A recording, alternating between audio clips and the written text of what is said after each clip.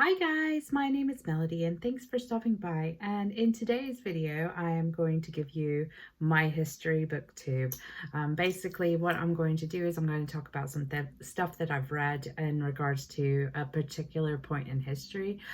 These are actually questions that I did for the exam. I believe it's okay to actually talk about it since the exam is finished and it's all been turned in and submitted and there's no going back now. So I'm just going to briefly give you an overview of what the question is and how I answered it, and the things that I've read to get to the points that I've put into each of the answers. I'm not going to read the whole thing because you don't need to know that, but I'll just tell you what my viewpoints were and everything else. So let's get started with this. So this is about the Picts. So everything is about the Picts for what I did in one of my courses. Well, not everything. It is about early medieval Scotland and how it was formed and how we got to the Scottish state that we are in now. But this is specifically focusing on the early medieval period.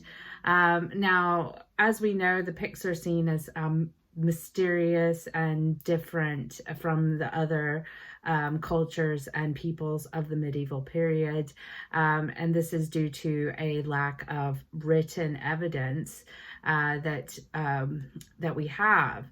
There isn't any books or translations that we are able to do for the Picts because we have stones with writing on them. However, we don't have A to B translation, such as like I wrote in this language, we wrote in this language, and we get to this point clause.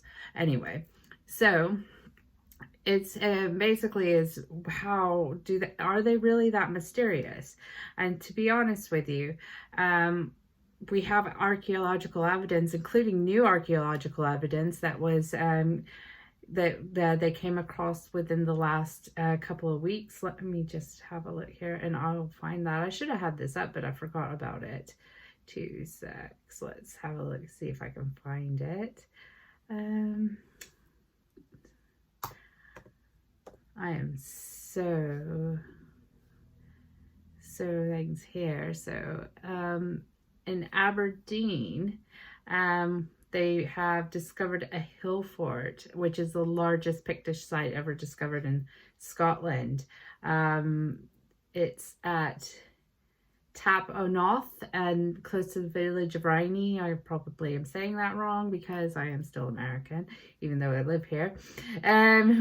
So normally you don't see that sort of size of structures. Like they have been looking for the site of Fortrue, which was the Pictish capital for many years, and at one point they placed it in the south and now it's up in the north and that sort of thing. But the Picts occupied the land east and north of the Month, which is the bit that separates Scotland. So it's basically a series of lochs that go all the way up the Highlands with large mountains on either side. And the Picts were on the eastern side, and on the western side we have the kingdom of Dalriata, which is tends to be classified as an Irish settlement. However, that's here nor there because we don't have evidence for any mass immigration at the time as well. So it's a lot of archaeological evidence. It's just everything is bit of mystery. It's not just a mystery of the Picts, it's also a mystery of how the Dalriatans changed the language. I am so sorry, my dogs won't stop barking.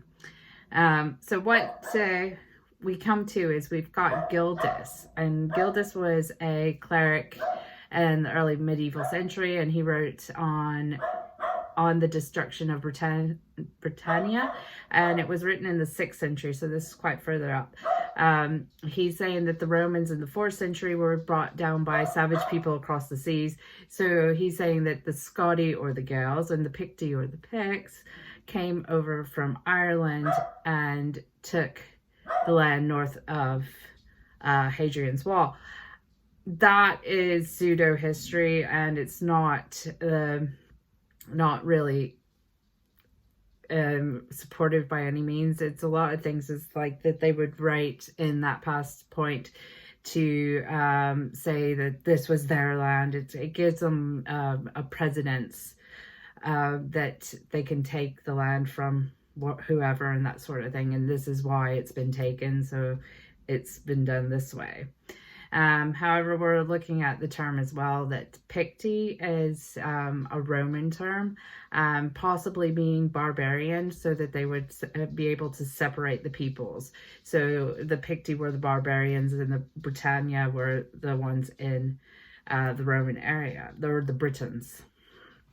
So basically what we're looking at is northern Britons, which were the Picts, being called Picts because the Romans believed they were barbarians. And it was a term to devaluate their culture. That's why we've got these sorts of terms. However, we do have evidence actually of Roman involvement within the Pictish territory. So there was trading going on.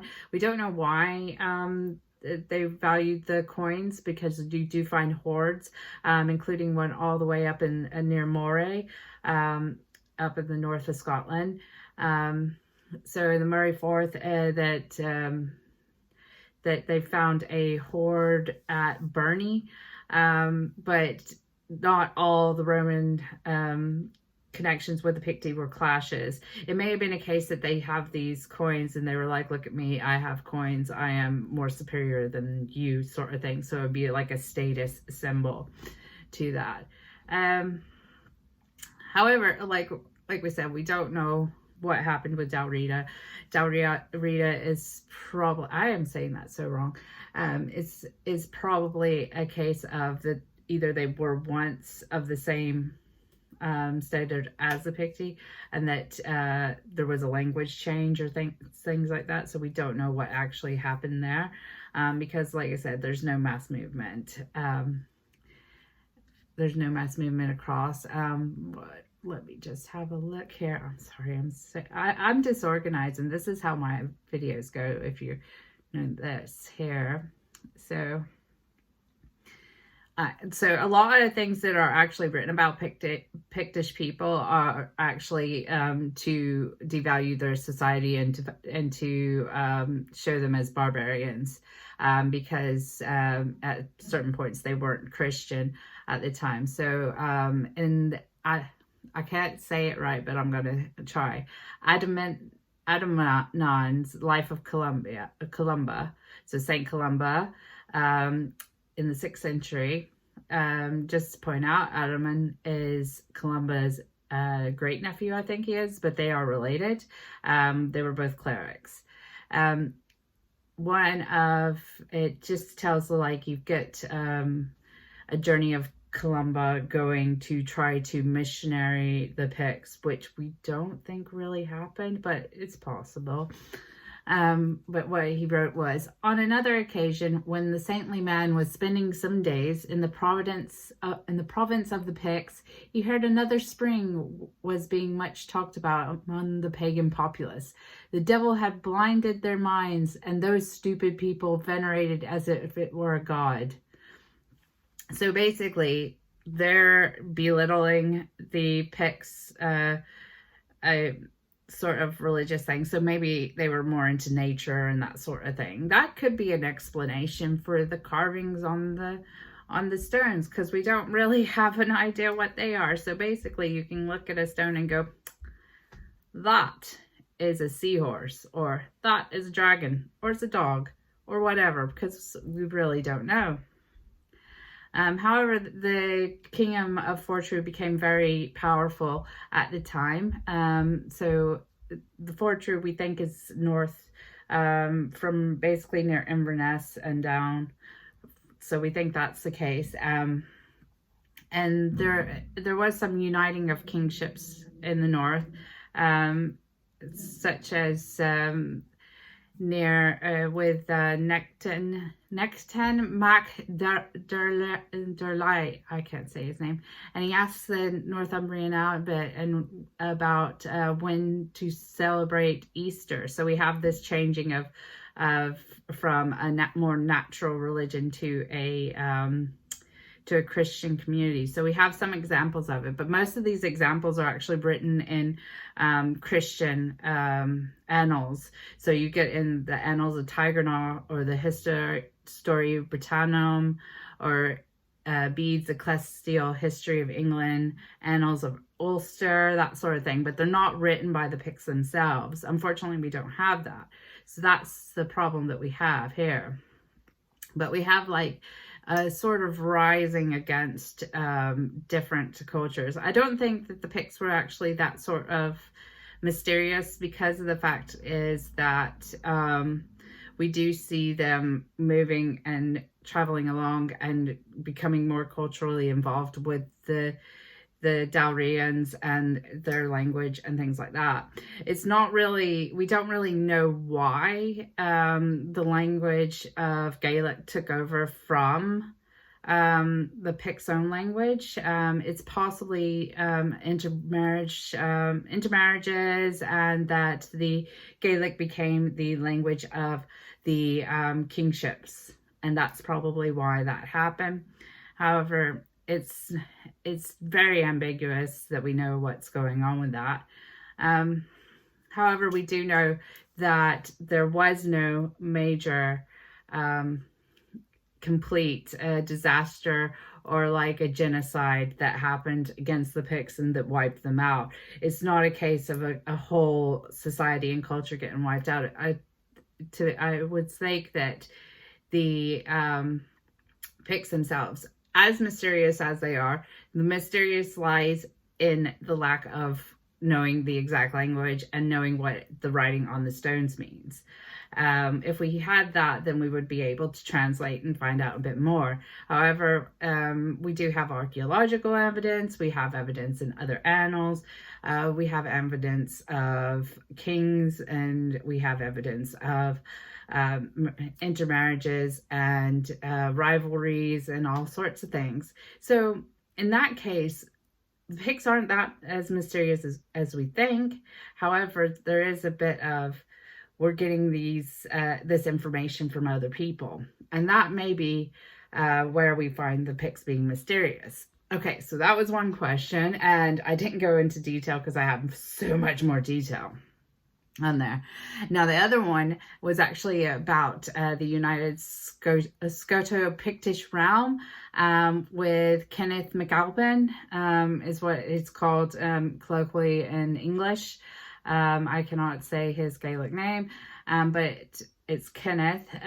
So everyone thought that Kenneth was the first king of Scotland, and that he united the Gaels and the Picts, which technically is not the case. He didn't do much as his successors and his great-grandsons did as well. However, there was also a king before that, what was just called King Unst, and he basically had a fabulous reign. Well, not fabulous reign. He had this reign where he went and he conquered lands in Northumbria, conquered Dalriada, and he just went around conquering everything. He held basically what you would think is Scotland north of the Forth for approximately 10 years before it went back to being more partitioned and things like that. However, it was more of what we would think of Scotland as now. But it was a reign of, you didn't want to mess with this guy sort of thing. And that's the case of that there. But Kenneth hadn't, Dalriada and where Argyll is wasn't actually a part of Scotland at this point, when Kenneth was reigning there. So basically, it's Kenneth's grandsons, Domhnall and Constantine, so that changed, that helped to bring Scotland together as a whole country by that point. But it was more of a name change from Picts land and Dalriada, or Pict land itself, to Alba. So it was more of the language change that we see here. I don't know if this makes any sense to anybody, but yeah, that's pretty much what I've got. But if you're interested in any of these subjects, I'm gonna start putting these together a bit more, bit better. Unfortunately, I'm going to just do a few now, but these are like from work I've done for university, but I'm gonna actually do some research and maybe do like a traveling Scotland, here's some books to read about that sort of thing, and different points of history. I want to do that. So that's our Pictish. That's a brief introduction to Pictishness here. I'm going to give you some books or some articles or some authors to read as well. If you'd like to find more, you can probably find this on JSTOR or things like that, maybe online libraries, to find out more about Scotland in the early medieval period. Were the Scots Irish is an article, and it's by Ewan Campbell, and that was in, let's see, Antiquity number 75, 2001.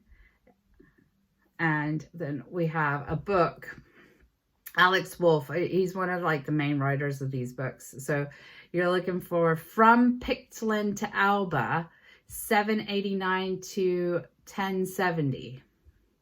And that's the name of the book. And then we have James Fraser, and it's From Caledonia to Pictland, Scotland to 795.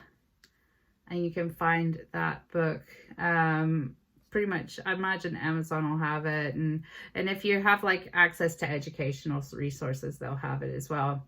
Then you have Charles Edwards, or well, TM Charles Edwards. That's Charles-Edwards is the last name. And it is the continuation of Bede, SA 750, High Kings, Kings of Tara, and Bretwaldas. And that appears to be an article. I'm not sure where that article is from, but you can find that in educational resources. And then you have another one by Alex Wolff, because Alex Wolff writes loads. It's Uns, son of Ergus, Tyrannus, Carnifex, or David for the Picts. That's in regards to his Unst, possibly, well, pretty much they say that he started St. Andrews, the Abbey at St. Andrews, and that the sarcophagus of St. Andrews was probably carved for his remains after he died, probably about 100 years. And on the sarcophagus, it contains scenes of David, King David, as a usurper, that sort of thing, but as growing up or becoming the king and things like that. So that's an interesting thing to look for. St. Andrew's sarcophagus, that's another one. Okay, then we have Thomas Owen Clancy, Gaelic in Medieval Scotland, Advent and Expansion.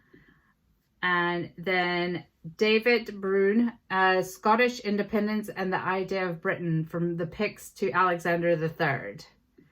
So those are some things to read. I'm not going to put them in the bottom because I don't know if I'm supposed to actually share those too much, but if you listen to it and just write it down. But you're mostly looking for things by David Brune and Alex Wolff. Those are the two like main sources of information. I hope this wasn't a bit confusing for you. I hope you understood it, and I'm going to do some more, and you'll see me in the same outfit because I want to just record these just now, and I will see you on the next one. I love you guys. Stay safe, stay positive. Bye.